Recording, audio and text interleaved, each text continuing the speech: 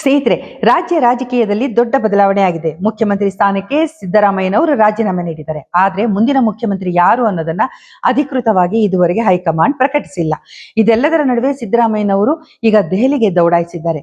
ಕಾರಣ, ತಮ್ಮ ಮಗ ಯತೀಂದ್ರ ಅವರಿಗೆ ಪ್ರಮುಖವಾದ ಖಾತೆಯೊಂದನ್ನ ಕೊಡಿಸುವುದು ಅವರ ಉದ್ದೇಶ ಎನ್ನುವ ಮಾತುಗಳು ಕೇಳಿ ಬರ್ತಾ ಇದೆ. ಆ ಖಾತೆ ಯಾವುದು ತಿಳ್ಕೊಳ್ಳೋಣ ಬನ್ನಿ ಇವತ್ತಿನ ವಿಡಿಯೋದಲ್ಲಿ. ನೀವು ನೋಡ್ತಾ ಇದ್ದೀರಾ ವಾಯ್ಸ್ ಆಫ್ ಪದ್ಮ.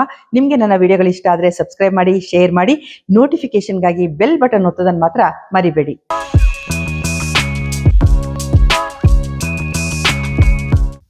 ನಮಸ್ಕಾರ, ನಾನು ಪದ್ಮ ಶಿವಮೊಗ್ಗ. ಸ್ನೇಹಿತರೆ, ರಾಜ್ಯ ರಾಜಕೀಯದಲ್ಲಿ ದಿಢೀರ್ ಬೆಳವಣಿಗೆಗಳಾಯ್ತು. ನಿಮ್ಗೆ ಗೊತ್ತೇ ಇದೆ, ಮುಖ್ಯಮಂತ್ರಿ ಸ್ಥಾನಕ್ಕೆ ಸಿದ್ದರಾಮಯ್ಯನವರು ರಾಜೀನಾಮೆಯನ್ನ ನೀಡಿದ್ರು. ಈಗ ಮುಂದಿನ ಮುಖ್ಯಮಂತ್ರಿ ಯಾರು ಅನ್ನೋದ್ರ ಬಗ್ಗೆ ಇದುವರೆಗೆ ಅಧಿಕೃತವಾದ ಒಂದು ಮಾಹಿತಿ ಇನ್ನು ಹೈಕಮಾಂಡ್ ನಿಂದ ಹೊರಗೆ ಬಿದ್ದಿಲ್ಲ. ಇಷ್ಟಾಗಿ ಕೂಡ ಮುಖ್ಯಮಂತ್ರಿ ಸಿದ್ದರಾಮಯ್ಯನವರು ರಾಜೀನಾಮೆ ನೀಡ್ತಿದ್ದ ಹಾಗೇನೆ ಅವರ ಜೊತೆ ಇದ್ದಂತಹ ಸಚಿವ ಸಂಪುಟ ಏನಿತ್ತು ಅದು ವಿಸರ್ಜನೆ ಆಯಿತು. ಹೊಸ ಸಚಿವ ಸಂಪುಟ ಈಗ ತೀರ್ಮಾನ ಆಗ್ಬೇಕಾಗಿದೆ. ಯಾರ್ಯಾರಿಗೆ ಯಾವ ಖಾತೆ ಅನ್ನೋದು ಕೂಡ ನಿರ್ಧಾರ ಆಗ್ಬೇಕಾಗಿದೆ. ಈ ಹಿಂದೆ ಇದ್ದಂತ ಸಚಿವ ಸಂಪುಟದಲ್ಲಿ ಇದ್ದವರು ಬಹುತೇಕ ಹೆಚ್ಚಿನ ಸಂಖ್ಯೆಯಲ್ಲಿ ಅವರು ಸಿದ್ದರಾಮಯ್ಯನ ಆಪ್ತರು, ಬೆಂಬಲಿಗರೇ ಇದ್ರು ಅಂತಾನೆ ಹೇಳ್ಬೋದು. ಮತ್ತೆ ಹಿರಿಯರು ಇದ್ರು, ಮತ್ತೆ ಅನುಭವದಲ್ಲಿ ಹಿರಿಯರು ಮಾತ್ರ ಅಲ್ಲ, ಜಾತಿ ಕಾರಣಕ್ಕಾಗಿನೂ ಕೂಡ ಸಚಿವ ಸ್ಥಾನ ಪಡ್ಕೊಂಡಂತ ಪ್ರಮುಖರಿದ್ರು. ಈಗ ಮುಂದಿನ ಸಚಿವ ಸಂಪುಟದಲ್ಲಿ ಇಲ್ಲಿ ಎಷ್ಟು ಜನ ಉಳ್ಕೋತಾರೆ, ಮತ್ತೆ ಎಷ್ಟು ಜನ DKಶಿ ಕಡೆಯವರು ಹೊಸದಾಗಿ ಸೇರ್ಕೊಳ್ತಾರೆ ಅನ್ನೋದು ಎಲ್ರಿಗೂ ಒಂದು ಕುತೂಹಲ ಇದೆ.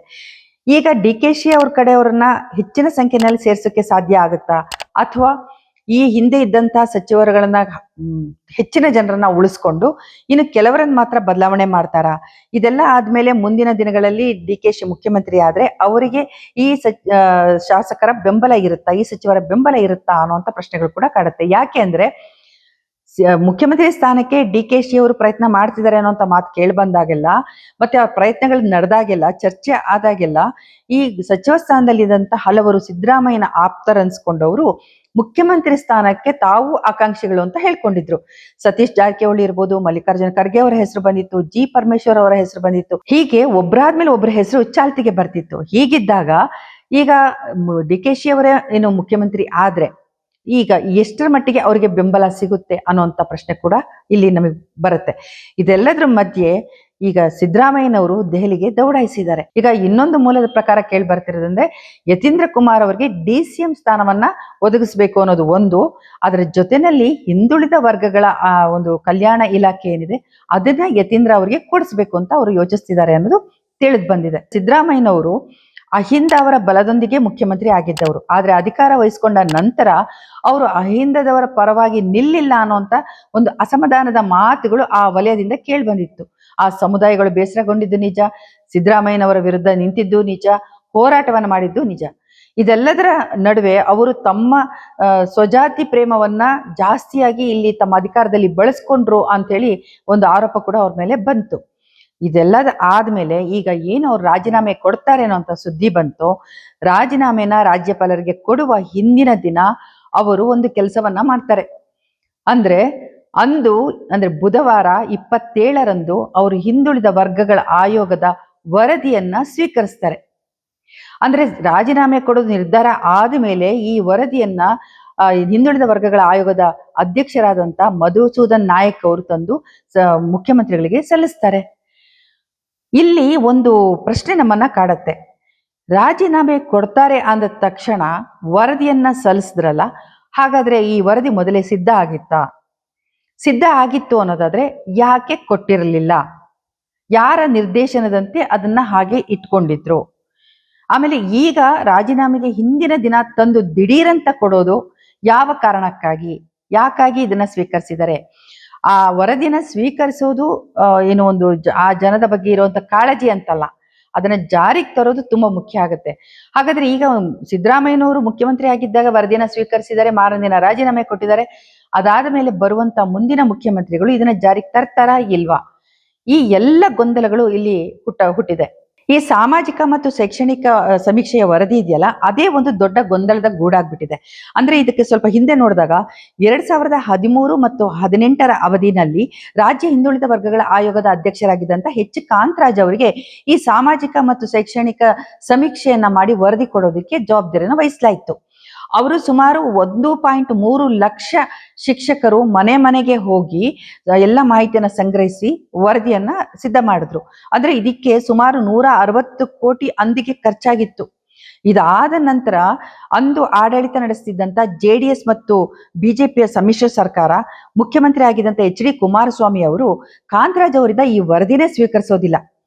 ಅದಾದ ನಂತರ ಅಧಿಕಾರಕ್ಕೆ ಬಂದಂತ ಬಿಜೆಪಿ ಅದು ಕೂಡ ಆ ಸಮೀಕ್ಷೆ ವರದಿಯನ್ನ ಸ್ವೀಕರಿಸೋದಿಲ್ಲ. ಇದಾದ ಮೇಲೆ 2023ರಲ್ಲಿ ಸಿದ್ದರಾಮಯ್ಯನವರು ಮುಖ್ಯಮಂತ್ರಿ ಆಗಿದ್ದಾಗ ಈ ವರದಿಯನ್ನ ನೀಡುವಂತೆ ಏನು ರಾಜ್ಯ ಹಿಂದುಳಿದ ವರ್ಗಗಳ ಆಯೋಗಕ್ಕೆ ತಿಳಿಸ್ತಾರೆ. ಆದ್ರೆ ಅಲ್ಲಿ ಇದ್ದಂತ ದತ್ತಾಂಶಗಳನ್ನ ಬಳಸ್ಕೊಂಡು ಅಂದಿನ ಒಂದು ಆಯೋಗದ ಅಧ್ಯಕ್ಷರಾಗಿದ್ದಂತ ಜಯಪ್ರಕಾಶ್ ಹೆಗಡೆ ಅವರು ವರದಿಯನ್ನ ಸಿದ್ಧ ಮಾಡಿ ಕೊಡ್ತಾರೆ. ಆದ್ರೆ ಅದು ಅವೈಜ್ಞಾನಿಕ ಅಂತ ಎಲ್ಲರೂ ವಿರೋಧ ವ್ಯಕ್ತಪಡಿಸ್ತಾರೆ. ಇಲ್ಲಿ ಕಾಂತರಾಜ್ ಅವರು ಏನು ಜವಾಬ್ದಾರಿ ತಗೊಂಡು ಎಲ್ಲ ದತ್ತಾಂಶಗಳನ್ನ ಕಲೆಕ್ಟ್ ಮಾಡ್ಕೊಂಡಿದ್ರಲ್ಲ, ಅವ್ರ ವರದಿ ಏನಾಯ್ತು ಅಂತ ನೋಡೋಣ. ಆ ವರದಿ ಏನಾಯ್ತು ಅನ್ನೋದೇ ಇದುವರೆಗೆ ಯಾರಿಗೂ ಗೊತ್ತಿಲ್ಲ, ಸರಿಯಾದಂತ ಒಂದು ವಿವರಣೆ ಸಿಗ್ತಾ ಇಲ್ಲ. ಯಾಕೆಂದ್ರೆ ಒಂದ್ ಕಡೆ ಅಂದಿನ ಬಿಜೆಪಿ ಸರ್ಕಾರಕ್ಕೆ ಕೊಟ್ಟಿದೀವಿ ಅಂತಾನೂ ಹೇಳ್ತಾರೆ, ಇನ್ನೊಂದ್ ಕಡೆ ಇಲ್ಲ ಕೊಟ್ಟಿಲ್ಲ, ಅವ್ರ ಅವಧಿ ಅಷ್ಟಲ್ಲಿ ಮುಗ್ದಿತ್ತು, ಹಾಗಾಗಿ ಅವರು ವರದಿನೇ ಸಿದ್ಧ ಮಾಡಿಲ್ಲ ಅನ್ನೋಂಥ ಮಾತುಗಳು ಕೂಡ ಕೇಳ್ಬರುತ್ತೆ. ಒಟ್ಟಾರೆಯಾಗಿ ಆಯೋಗದಲ್ಲಿ ವರದಿ ಇಲ್ಲ. ಇದಾದ ನಂತರನೇ ಅವರು ಜಯಪ್ರಕಾಶ್ ಹೆಗಡೆ ಅವರಿಗೆ ಈ ದತ್ತಾಂಶಗಳನ್ನೇ ಇಟ್ಕೊಂಡು ಮತ್ತೊಂದು ವರದಿನ ಸಿದ್ಧ ಮಾಡೋದಕ್ಕೆ ಸಿದ್ದರಾಮಯ್ಯನವರ ಸರ್ಕಾರ ಹೇಳುತ್ತೆ. ಜಯಪ್ರಕಾಶ್ ಹೆಗಡೆ ಅವರು ಆ ವರದಿನ ಇಟ್ಕೊಂಡು ವರದಿನ ಸಿದ್ಧ ಮಾಡಿಬಿಟ್ಟು ಕೊಡ್ತಾರೆ.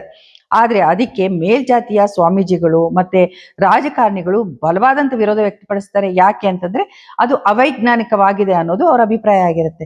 ದೊಡ್ಡ ಚರ್ಚೆನೆ, ಅದು ವಿವಾದವನ್ನೇ ಹುಟ್ಟಾಕ್ಬಿಡತ್ತೆ.